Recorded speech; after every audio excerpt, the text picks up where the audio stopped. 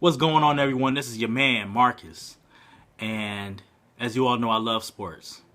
My favorite sport is baseball. Yes, I love fantasy football. And that's one of the reasons why I really love football is because of the fantasy aspect of it. But my favorite sport is baseball. And in baseball, uh, that's the sport out of the four major sports here in the United States. That's the sport where you will see the most in-season trades. You're not going to see a whole lot in basketball. Sometimes you do, but not really. But you're really going to see it in, in baseball, and it's wild because the way it goes down is just it's crazy because it can happen in the middle of a game.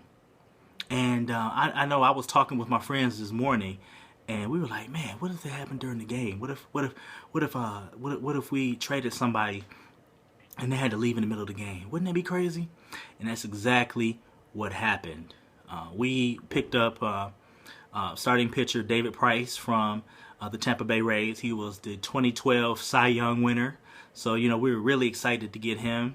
But we had to give up some pretty big pieces to get that. We gave up Drew Smiley, who was our only left-handed starter, and we had to give up our center fielder Austin Jackson. And it was crazy because we're watching the game, and it's in the middle of the inning. They lift Austin Jackson. The manager comes out. He talks to the umpire, and they stop the game, and then all of a sudden you see, Rajay Davis, who had the day off today. He's been platooning in left field for the most part this season. He's been platooning and doing really well with platooning, but he went in for Austin Jackson, and we were at home today, so the home crowd gave Austin Jackson a standing ovation. They really understood what he did for the organization. He came in kind of tough circumstances because we were all upset about losing Curtis Granderson and back when he was traded, and we didn't know how that was going to work out. He was a really good player for us, but Austin Jackson was one of the players. I think one of about three players that came from that deal, and he ended up hitting better than Curtis Granderson and doing a few things that made it easier to miss Curtis Granderson, or made it not so hard to that he had left. So it was really tough having to see him come out, and everybody knew that the reason why he was coming out was because it was about 3:55. It was right before the trade deadline. They had to get him off the field because the trade deadline was 4 o'clock, and of course you don't want to have somebody on the field playing for you who's just been traded. So they had to do it then. And actually, I think it was good to do it then because it gave us an opportunity. It gave the fans an opportunity to really show him some appreciation. Whereas if it had happened in the middle of an inning, then we would have just heard an announcement or something like that, and that would have been it. And maybe what would have happened was he would have just given like a hat tip or something like that, or come out for a little curtain call or whatever. And that usually only happens after home runs in baseball. But I think that might have happened had the scenario been a little bit different. But anyway, what I'm trying to say is, if you still stuck with me, what I'm trying to say is the Tigers' ultimate goal is winning the World Series. We've won the division, the AL Central, the past 3 seasons. The past 3 seasons? The past 3 seasons. And we've, since 2006, we've been to the playoffs several times. We've been to the World Series twice.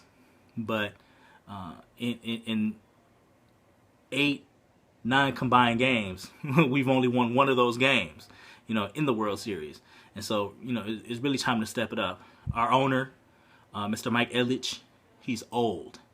And we don't know how much longer God has for him here on earth. So, really trying to bring this ring home. It's been 30 years. I was 2 the last time the Tigers won. I don't even remember. I wish I did.